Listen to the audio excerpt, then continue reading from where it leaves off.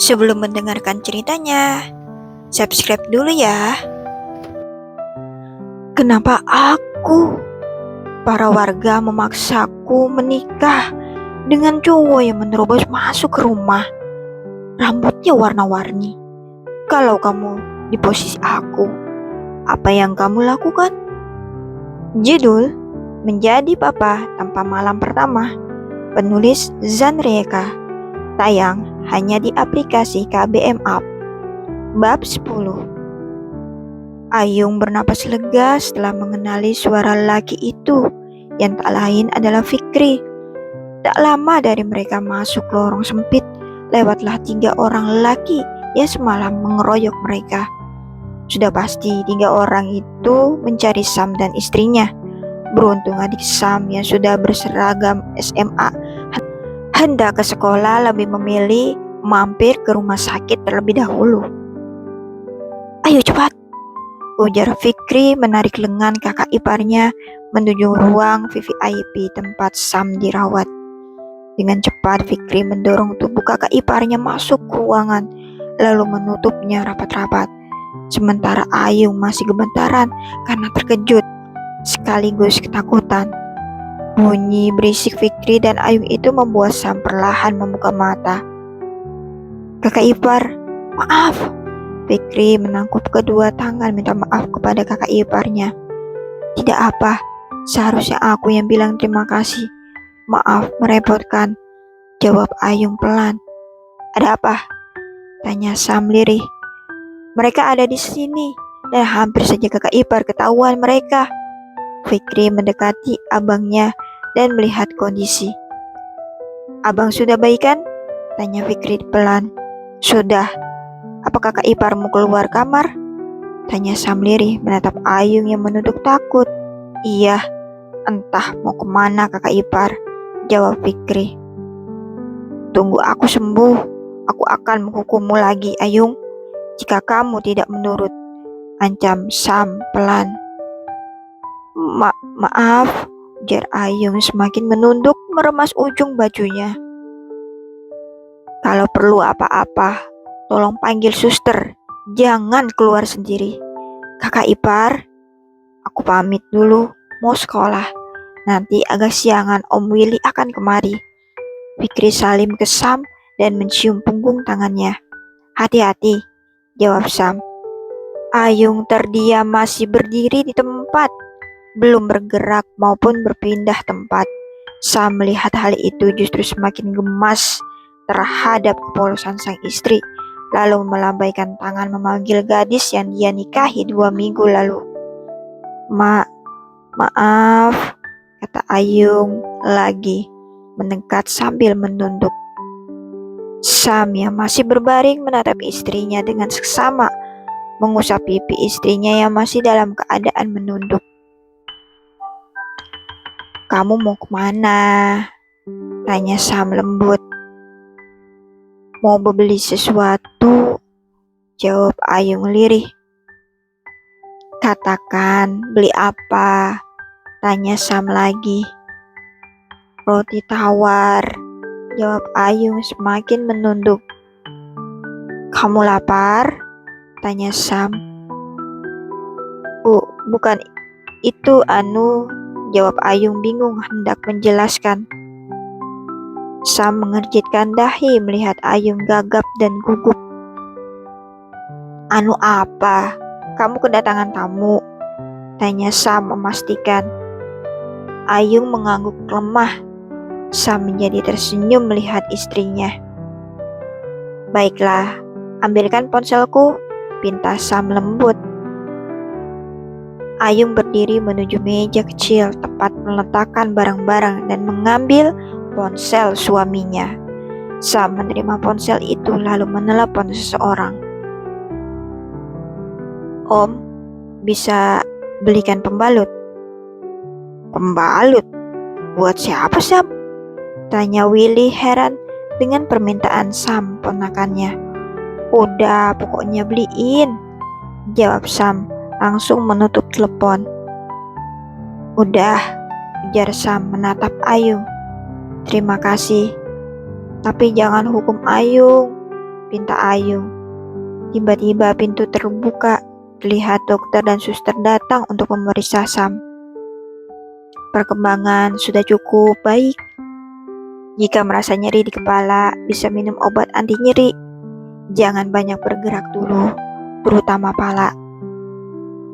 Dokter itu memeriksa selang infus dan perban di kepala Sam, sementara suster memeriksa tekanan darah dan denyut nadi. Semua normal, Dok, ujar suster itu. Terima kasih, Dok, ujar Sam tersenyum. Baiklah, Mas Sam, rutin minum obat, semoga lekas sembuh. Dokter dan suster itu keluar ruangan disusul masuknya perawat rumah sakit yang membawa sarapan untuk pasien. Sarapan dulu, Mas. Mbak ini obat untuk pagi hari atas nama Mas Samudra. Perawat itu membaca nama yang ada di label obat agar tidak salah mengantar. Baik, Sus, terima kasih, ujar Ayung membawa nampan ke dekat ranjang. Bisa menaikkan ranjang bagian kepala? Tanya Sam. Ayung menggeleng, lalu perawat itu langsung mendekat ranjang dan menekan salah satu tombol yang ada di samping ranjang. Ini untuk menaikkan ranjang bagian kepala. Nanti setelah selesai, tekan tombol ini untuk mengembalikan letak brankar normal kembali. Ini bisa dilipat jika pasien ingin turun ranjang. Perawat itu mengajari Ayung menekan tombol-tombol di brankar rumah sakit. Baik, Sus, terima kasih, ujar Ayung. Posisi Sam sudah setengah duduk dengan kepala masih miring karena bagian kepala masih diperban tebal. Ada bekas jahitan sehingga sakit jika digunakan bersandar. Ayung menyuapi bubur itu dengan pelan dan telaten. Sementara kedua netra Sam justru menatap lekat-lekat wajah istrinya yang bulat dan masih imut itu. Selain usianya yang belia, ia juga gadis yang manis dan berwajah bersih. Jangan tatap aku, Mas, protes Ayung sambil kembali menyuapi sendok bubur lagi. Menatap istri sendiri itu halal. Kenapa tidak boleh? Tanya Sam pelan. Aku malu, jawab Ayung jujur. Kenapa harus malu? Kita ini suami istri kan? Ujar Sam membuat wajah Ayung merona. Sudah, sarapan dulu, habis ini minum obat, pinta Ayung. Setelah menyuapi Sam, Ayung menyiapkan segelas air hangat dan melihat obat-obatan yang harus dikonsumsi suaminya untuk pagi ini. Ayung, panggil Sam pelan saat istrinya meletakkan nampan ke meja. Tempat menyimpan makanan. Ayung menoleh melihat suaminya hanya bisa bersuara tanpa bisa banyak bergerak, membuat hatinya perih. Apalagi cedera suaminya dikarenakan melindungi dirinya. Namun semua itu dia tutupi dengan senyum tulus merawat Sam. Belum juga Sam kembali berbicara, pintu ruang VIP itu terbuka dan muncul lelaki setengah baya menenteng plastik hitam. Sam, panggil lelaki itu, terhenti saat melihat ada wanita muda di ruangan itu. Om, jawab Sam pelan. Ini lelaki bernama Willy itu menunjuk ke arah Ayung untuk menanyakan gadis itu. Oh, kenalin Om, dia Ayung, istriku, jawab Sam pelan. Istri? Willy terkejut dengan pernyataan sang ponakan. Iya, istriku, aku menikahinya 2 minggu lalu, jawab Sam lagi. Kamu balik dari Kanada, menghilang selama 3 minggu, kembali sambil membawa istri. Pantas aja bapakmu stres ngurus kamu, Sam. Masalah yang di rumah belum kelar, malah kamu bawa masalah lagi. Willy menggerutu mendekati brankar sang ponakan. Siapa namamu? Tanya Willy. Namanya Ayung, usia 19 tahun, berasal dari Jember, Jawa Timur, jawab Sam membuat Willy membelalakan mata. Jawa Timur? Astaga Sam, apa orang tuanya tidak khawatir kamu bawa anak orang jauh-jauh dari Jawa Timur ke Jakarta? Gumam Willy duduk di dekat Sam. Dia yatim piatu, jadi udah hakung bawanya kemanapun aku pergi, jawab Sam. Tampak Willy mengusap wajahnya ikut stres memikirkan sang ponakan yang memang terkenal badung sejak kecil. Kini di usia 23 tahun dia malah berani menikahi anak orang. Masih terlalu muda, tapi apa boleh buat. Kamu gak tahu apa yang terjadi di rumah orang tuamu? Tanya Willy Riri. Emang apa yang terjadi? Tanya Sam penasaran. Nanti saja ketika pulang, kamu juga akan tahu akibat ulahmu. Kedua orang tuamu yang menanggung, jawab Willy.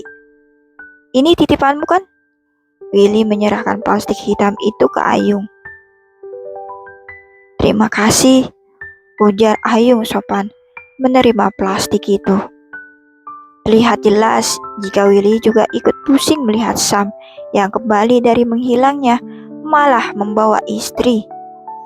Seminggu kemudian Sam diizinkan rawat jalan. Ryan meminta putra bungsunya untuk kembali ke rumah bersama Ayung. Mereka dijemput oleh Ryan sendiri. Dan selama seminggu di rumah sakit, Mama Sam sama sekali tidak menjenguknya, tapi mengatakan menanti mereka di rumah.